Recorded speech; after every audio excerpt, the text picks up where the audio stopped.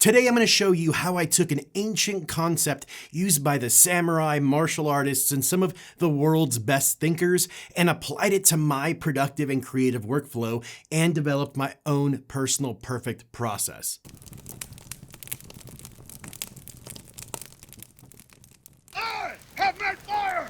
In Japanese martial arts, there's a concept called Shuhari, a framework for mastering anything, whether it's swordsmanship, calligraphy, or in our case, a productivity workflow system. Shu means to follow the rules. You start by copying the masters, and that's something you can do shamelessly because you're not stealing, you're studying. You're replicating what already works to build a solid foundation and develop the skills needed to eventually make it into your own. Ha means to break the rules. This is my favorite part. You start to adapt, tweak, and evolve the system. You take something that was once perfect for someone else and reshape it to be perfect for you. You remove what doesn't serve you and begin to architect your own version. And finally, to transcend the rules. At this stage, you're no longer following anyone's blueprint. You've refined, personalized, and iterated so deeply that your system becomes second nature. It flows with you. It's not just productive, it's uniquely yours. You can apply this concept to almost anything in life. In fact, most of us follow this process unconsciously. But there's something powerful and reassuring about knowing that it's an ancient path, a way to take the best of what's available and shape it into something uniquely your own. In 2025, with countless productivity tools available to us, Shuhari reminds us that mastery isn't about doing more or chasing every new trend. It's about knowing what actually works for you and building on that. You don't need to throw away your system every time something new drops. You just need to refine it, evolve it, and let it grow with you.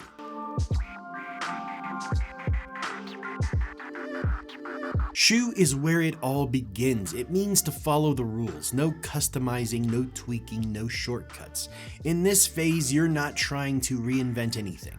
You're copying a proven system exactly as it was designed. And that's the point. Whether it's using the bullet journal method, following a YouTuber's exact Notion setup, or replicating someone's desk layout on Instagram, it's all about discipline through imitation. At this stage, you're not chasing efficiency. You're learning structure.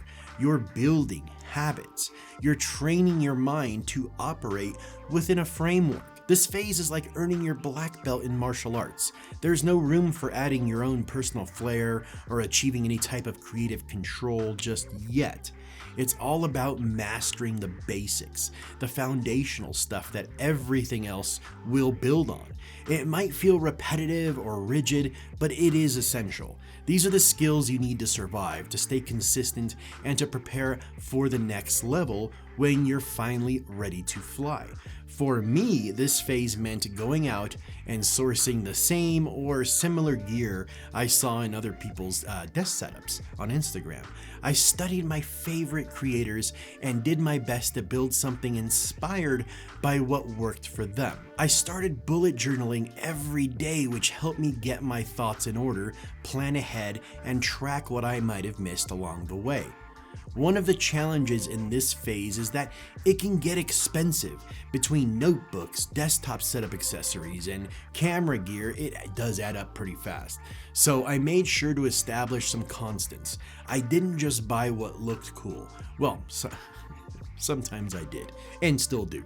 That's just my uncontrollable impulse disorder. But I do try and look for overlap. If several creators I respected were using the same gear, that gave me confidence. Instead of buying everything, I narrowed it down to the essentials, the tools I saw consistently across the people I followed and trusted. When it came to my YouTube channel, I had to learn everything from scratch. I mirrored editing styles, borrowed topic structures, and followed the pacing of the creators that I admired. That's how I built the skill set I needed to survive in the most saturated industry on the planet. Fast forward to today, I've now built one of the most unique channels in the hi-fi audio space, Audio Architects. And the crazy part is that it's all come full circle. I'm now seeing other creators draw inspiration from my content, especially around CDs, which have become a huge part of my growth and success on that channel. This is the discovery phase, guys. It's the most critical part of the journey towards mastery. It's when you decide who and what will shape the foundation of your future process. The people you follow, the systems you adopt, the disciplines you choose to learn from, these will influence not just how you work, but who you become in the process. That's why it's so important to learn from those you genuinely respect and resonate with. You're not just building a workflow, you're building the future you. In the end, it all started by being a student of the game, by respecting the process and committing to learning before leading. Because before you can break the rules, you have to understand them.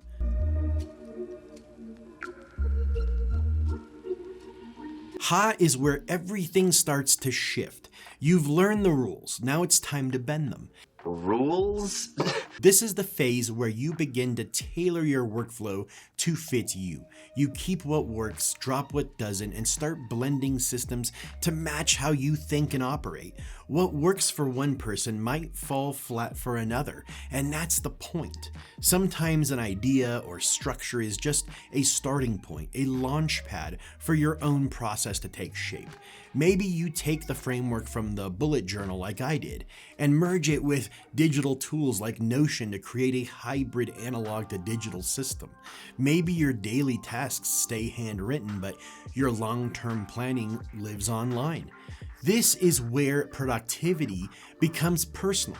It's not about following a template anymore. It's about designing one, tailor-made for your strengths, your challenges, your rhythm.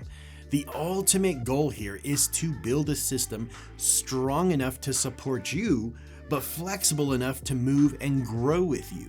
For me, that shift was moving from a strictly analog setup to a hybrid workflow.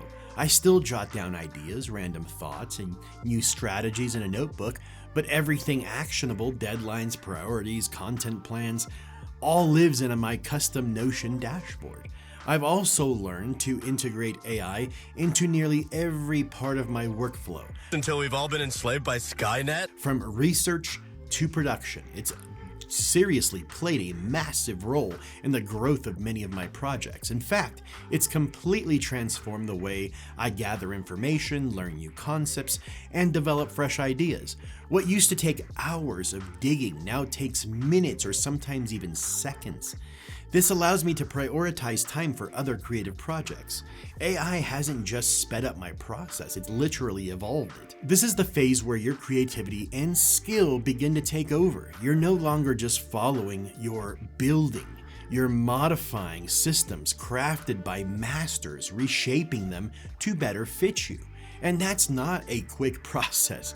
You're evolving something that was already considered perfect by someone else. But that's the beauty of it. You're not just using a system, you're refining it. This is where your process starts to become unmistakably yours.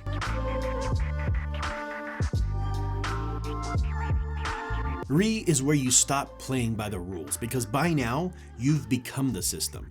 This phase is about flow. Your workflow isn't something you think about anymore. It's instinct. It's intuitive. You've spent the time learning, experimenting, and refining, and now it just works. You're not borrowing strategies, you're setting the standard. You're not copying systems, you are creating the blueprint.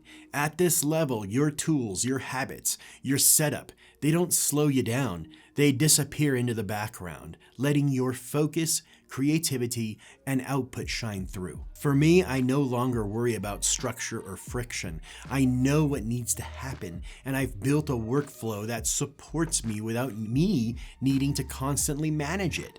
It's fluid, it's natural, and it's mine. The re-phase isn't about perfection, it's about alignment. It's when your process matches your purpose. And ironically, it's here after all the following and breaking, that you finally feel free. At this point, you don't follow productivity trends, you create them. As new technologies, methods, and ideas come into my life, it's no longer overwhelming because I'm not starting from scratch anymore. I'm adding to something already established. Once you've built a process that fits you so well, it's like breathing or blinking. Change doesn't disrupt you, it enhances you. Integration becomes natural, not chaotic.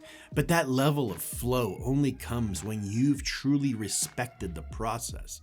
You can't skip steps. You can't fake your way into a system that feels effortless. It took me over 5 years to really understand this, and even longer to fully live it.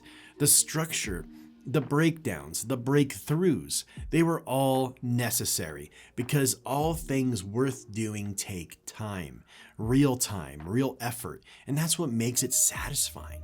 Not that it's perfect, but that it's earned. This is what Shuhari teaches us. First you learn, then you evolve, and eventually you become. Thank you for joining me today and making it to the end. I feel like this is a topic that deserves to be consumed in its entirety. You won't really get it unless you experience it all. I'll be branching off on this and doing videos on bullet journaling and going a bit deeper into specific parts of the process that should be looked at a little more closely. Let me know in the comments if you've gone through this process or something similar and how it helped you in the end. Or if you have an awesome life hack others can integrate into their process, please feel free to share. If you enjoyed the video, I humbly ask that you subscribe to the channel and, of course, fight the like button. You stay focused. Your best karate is still inside. Now time, let out.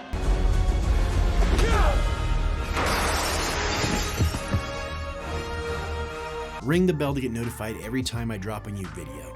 Take care, folks.